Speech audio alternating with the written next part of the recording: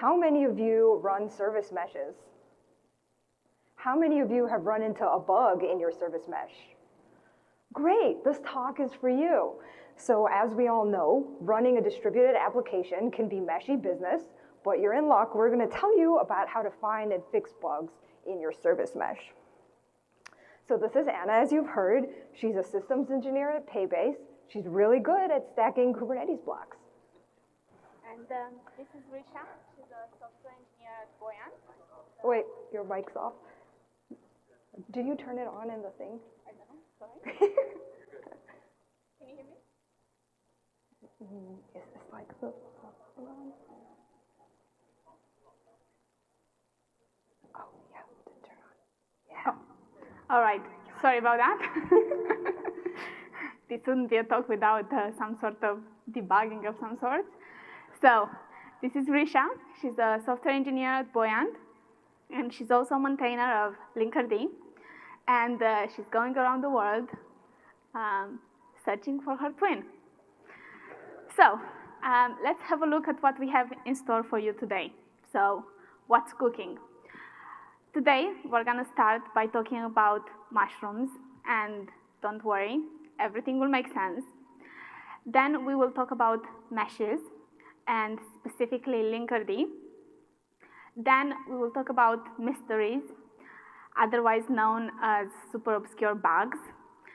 And we would put those mysteries into the microscope to figure out their intricacies. Then we will put our mastery into showcase, and we'll hopefully give you some tips and tricks on how to troubleshoot better. So, I said I'm gonna talk about mushrooms, so here it is. My boyfriend recently became absolutely obsessed with mushrooms, and I can't make him stop talking about them. But because of that, I've learned that mushrooms form symbiotic relationship with trees, in which mushrooms get sugar from trees, and trees get water and nutrients from mushrooms. And that got me thinking about how a real relationship between users and maintainers of an open source software should be. This, by the way, it's a bird's nested mushroom, and I thought that was really cute. But going back to our open source project, when we're interacting with an open source project, we should think of users and maintainers as two different groups of the same team. We normally have the tendency to think of two groups against each other, but that's not how it should be. Because an open source project grows based on user feedback, user testing, and user contribution. When you're communicating with, as a user, when you're communicating with someone on an open source project, it gives you opportunity to learn, better understand what you're trying to do, and also it can give you opportunities like talking to KubeCon. In fact, the only reason why I'm here today is because Risha contacted me to do a talk with her. Otherwise, I didn't plan to be here. Also, some of the open source projects out there are not funded at all, and they don't have any sponsors, which means that the people who are maintaining them are basically doing charity work. So it's nice to be mindful, it's nice to be careful of how we communicate, so in a blame-free approach. And being nice is nice, and we should all remember to talk to each other like we would if we were in front of each other, even when we are behind the screen. And with that, I'm gonna hand over to Risha to tell us about Linkerd. Great. So what is Linkerd? Linkerd is a service mesh. And if you come here to learn about what a service mesh is, it's an infrastructure layer that is responsible for service-to-service communication. So it sits between your application and Kubernetes, and it's responsible for the reliable and secure delivery of requests.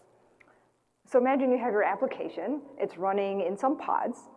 When you install Linkerd, what you're doing is adding a series of lightweight proxies that run as a sidecar container alongside your application. And traffic is transparently proxied through Linkerd without your application being aware that this is happening.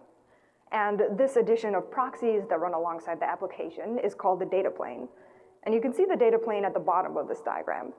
At the top is the control plane, which is a set of services that let you interact with the proxies and also get data from them. So because Linkerd sits next to your application and it sees all of the incoming and outgoing traffic, it can do really cool things. It can provide you with a lot of features like zero config mutual TLS, distributed tracing, latency-aware load balancing, and a lot more. And Anna's going to tell you a little bit about Paybase and what features Paybase uses. Thank you. So, Paybase is an API-driven payment services provider. Our customers are marketplaces, gig sharing economies, cryptocurrencies, or basically any sort of business that has a very sophisticated payments flow and normal financial institutions cannot handle that flow. This means that we are in a highly regulated industry. We have a banking license, which means that we care about availability pretty much all the time. And we also care about monitoring and knowing all the time what's happening in our cluster. So why did we choose Linkerd? Well, 80%, more than 80% of our platform is built on top of open source software, which means in general that we care about the relationship with this open source project.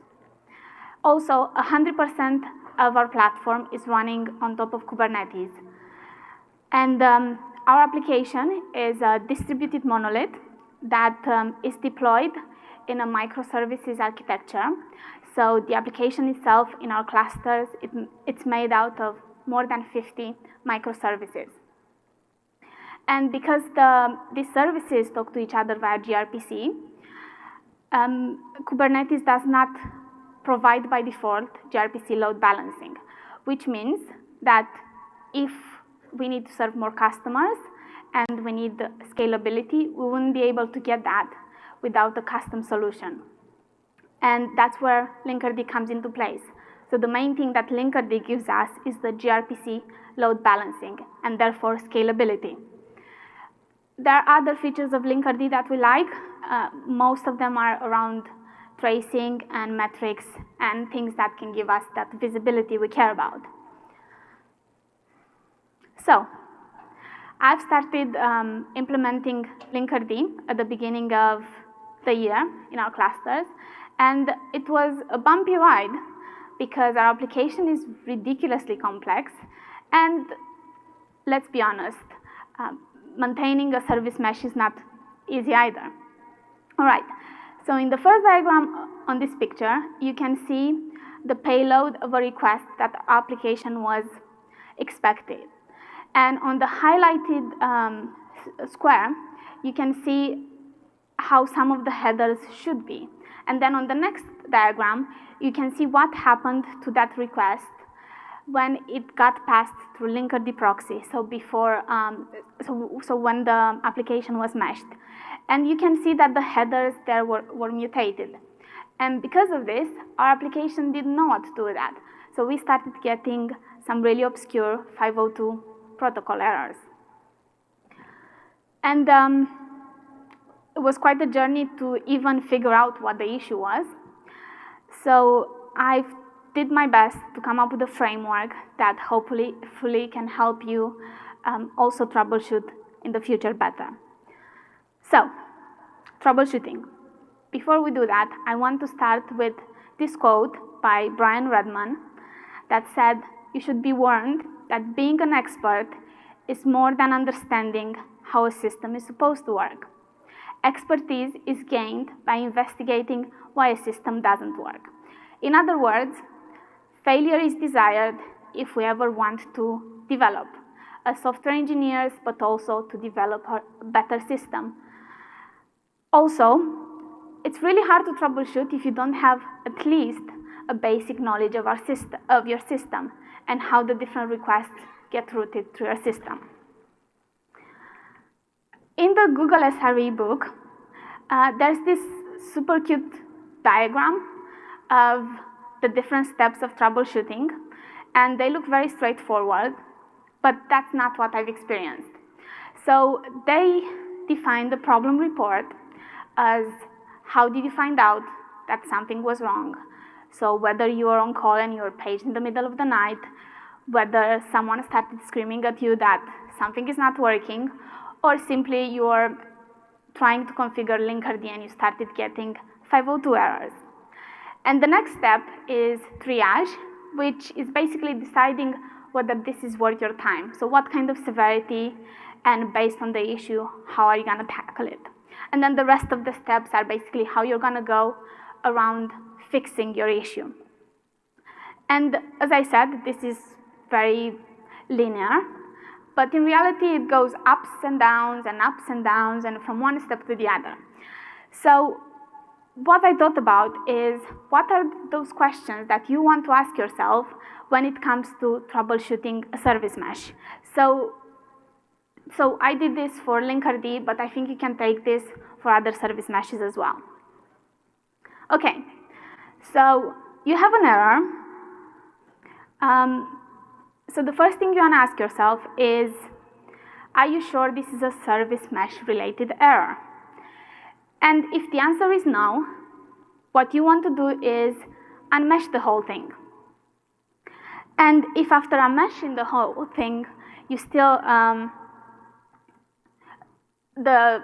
get an error, then it's very safe to assume that the issue might not be related to the service mesh and it's something in your application, in which case you should completely forget about the service mesh, go and fix your application, and then come back and try again.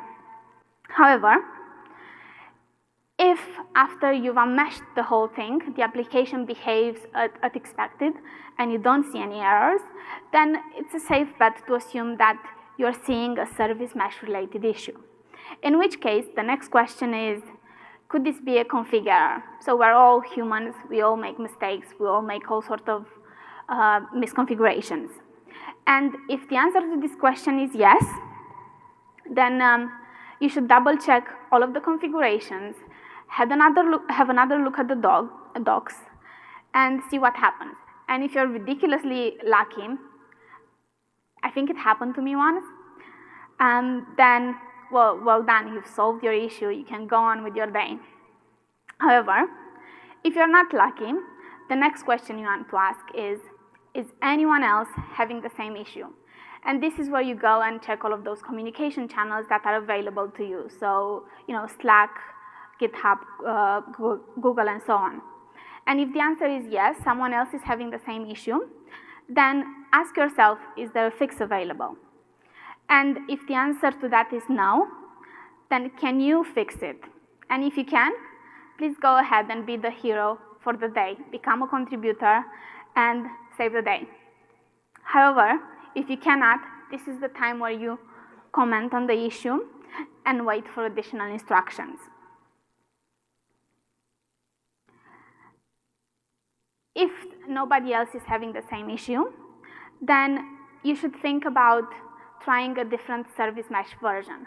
So sometimes different service mesh versions have different bugs between them. Sometimes a newer version has fixed the bug, or a newer version has introduced a new bug.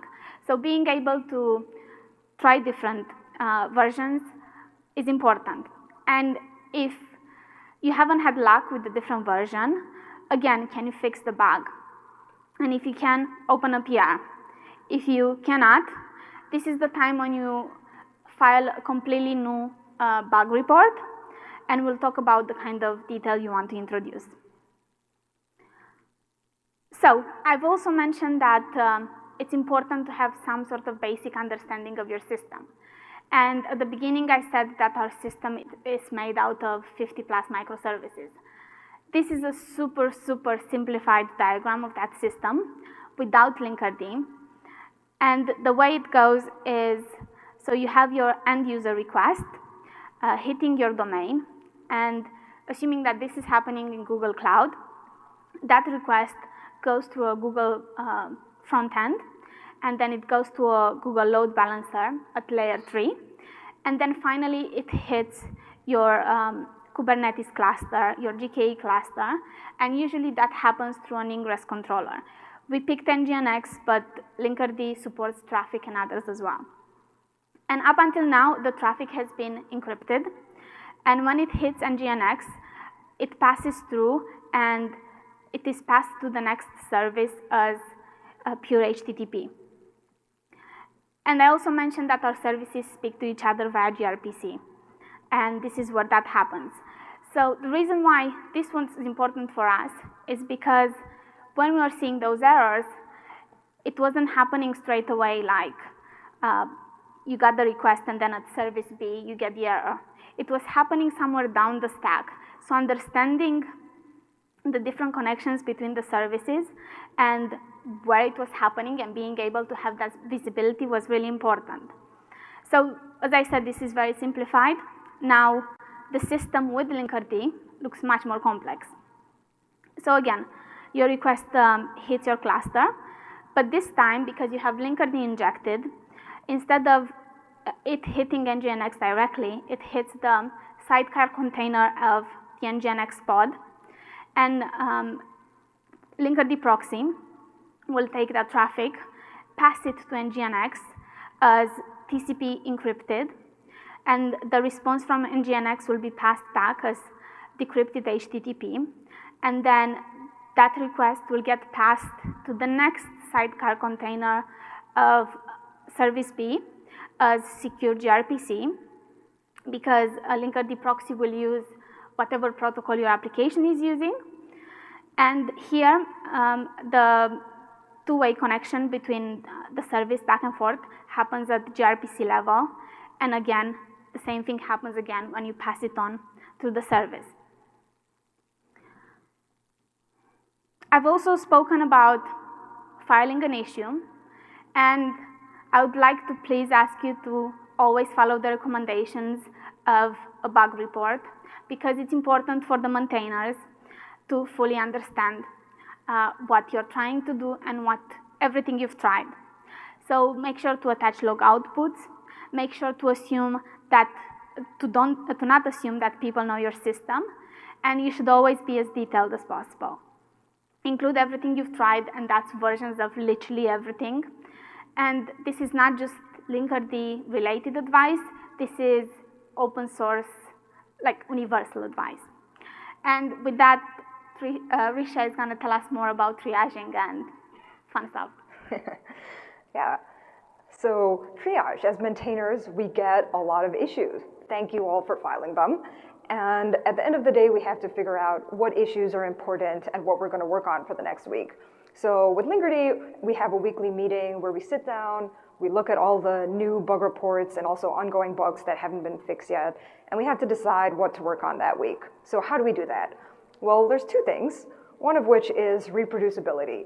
So do we have enough information to understand the bug and what's happening, and do we have a test case? Ideally, it's a small test case because it's really hard to reproduce everybody's system on our side without access, to your whole architecture. The second thing is impact or severity. So how bad is this bug, and how many people are experiencing the bug right now? So things you can do to help us would be to comment or thumbs up on the issue, and that will give us one place to see, oh, this is affecting a lot of people. So when we get bug reports and we're trying to diagnose a bug, it could be in many different places. As we've discovered, systems can be complex. So the bug could be in the application, it could be in the application's dependencies, it could be in the Linkerd control plane, which is written in Go, it could be in the Go dependencies, it could be in the proxy, which is written in Rust, it could be in the proxy's dependencies, it could even be in Kubernetes, or it could be in the Linux kernel, and this has happened. So there's a lot of places we need to look at. We got Anna's bug report, and it had proxy and application logs, and we saw protocol errors, as she said, but that wasn't enough to tell us where this was happening. So we went into Linkerd Tap, which is a Linkerd diagnostic tool that lets you tap into a particular resource and see the application requests, so see whatever the proxy sees at that time. But this still didn't tell us enough information. So we go a level deeper into the TCP dump. Here we started looking at TCP packets. And here we saw that some headers were being split across multiple frames, which wasn't a thing we usually see. Some people are looking confused. Let me explain. Headers, frames, there's some HTTP2 background that we need here. Okay, so there's two things we'll need, one of which is how does Linkerd use HTTP2? The second is a little bit about how HTTP2 works. And you'll hear me sometimes say H2 instead of HTTP2 because saying HTTP2 over and over again is really hard. Okay, so first thing, H2 in the Linkerd service mesh. So Anna had explained that when service A wants to talk to service B, the traffic doesn't go directly, instead it goes through the proxies alongside service A and service B. And that proxy-to-proxy communication is using H2. Okay, the second thing we need to know is H2 background. One of the really cool features of H2 is multiplexing. So having several requests and responses being sent over the same TCP connection kind of at the same time. How does it do this? So each request or response is a message that gets broken down into units called frames. And the frames, so each request is sent as a stream of frames, and the frames are kind of interleaved with one another, and that's how they all get sent. Each frame has a stream ID that will tell you what request or response it's a part of, and a frame type, which will tell you what type of data the frame is carrying. And here you can see two frame types, one's a data frame and one's a headers frame. The headers frame, as we might guess, contains headers. And if there are too many headers to fit on that frame, you can send another frame type called a continuation frame, and you can send more headers in there. Okay, the next thing I want to talk about is header compression in H2. So H2 uses a compression format called HPAC, and one way that it compresses headers or sends less data over the wire is that it maintains, so we have the client and the server, each maintaining a table of headers, and instead of sending the whole header over the wire, it will just send the index of the header in that table. And that table is actually two tables, a static table of commonly used headers, and a dynamic table that gets updated with requests on the connection, headers on the connection. So you can see, like in the bottom left frame, there's a bunch of headers that get sent, but then by stream 3, we've seen those headers before, so it might just send the index in the table, and it will only send new headers. So back to Anna's original bug. There's a lot of headers, so we might suspect a continuation frames in play, and some headers are repeated. And in fact, bug number 1, spoiler alert, there were more than one bug. Bug 1 was that our code was panicking when a continuation frame contained a repeated header. Bug number 2 was that we were looking up headers that had been evicted with a wrong index. So again, this bug was pretty deep down in the stack. It was in the H2 Rust library that we use. But we did find the bug, and we fixed the bug, and the user was happy. Yay, that's great. Every maintainer wants that. But a hero's work is never done. So we always use interactions and bugs like these to maintain or to improve diagnostic tooling in Linkerd. So some of the things that we have as part of this or ongoing work are a debug sidecar container that you can deploy into failing pods that just has a bunch of tools pre-installed that will help you grab the right things for us to diagnose the bug. We improved Linkerd tap, so you get even more information. And another thing was a lot of improvements to the Rust libraries, so better tracing so that we can see when bugs occur deep down, we can figure out where they are. Anna's going to tell you about more useful commands for troubleshooting. So on our side, we had to do quite a bit of back and forth, providing more information in order for Linkerd to find out what the issue was. So some of the commands that we found useful, so first of all, increasing the log level. So by default, Linkerd proxy comes attached with warning level. So you have the command here to increase to debug level, and all of these slides will be available. Then being able to skip inbound and outbound ports and see how the application behaves when you do that. And this is important to know when you're doing whitelisting in your application. So if you're doing that, you want to skip inbound ports so that the original IP gets passed all the way to your application. Then enabling the Linkerd debug container, which is an additional sidecar that provides you with TCP dump, tshark, and other useful commands. Then actually running TCP dump in debug container, which allows us to analyze the raw packets and see in a different detail what's happening. As Risha mentioned, Linkerd tab, which allows you to listen to the traffic stream for a specific resource as it happens. And something we found particularly useful in the very first versions of Linkerd was kubectl top pods, and we found this useful when meshing an application, we were getting a lot of latency, so being able to compare how long the application was taking to deal with the request when it was meshed versus when it wasn't was very important for us. So, to sum it up, there was more than one bug. There were many bugs.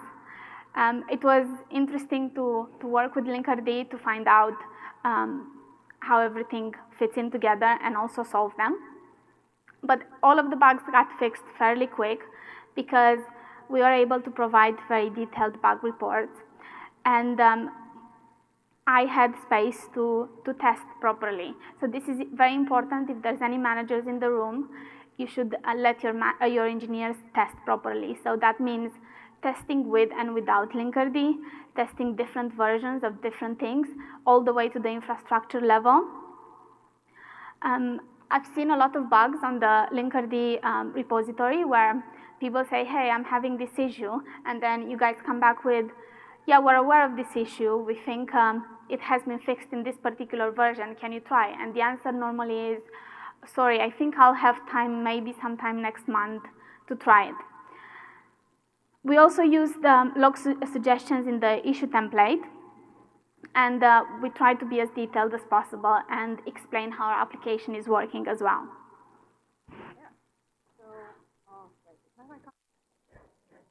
Thanks.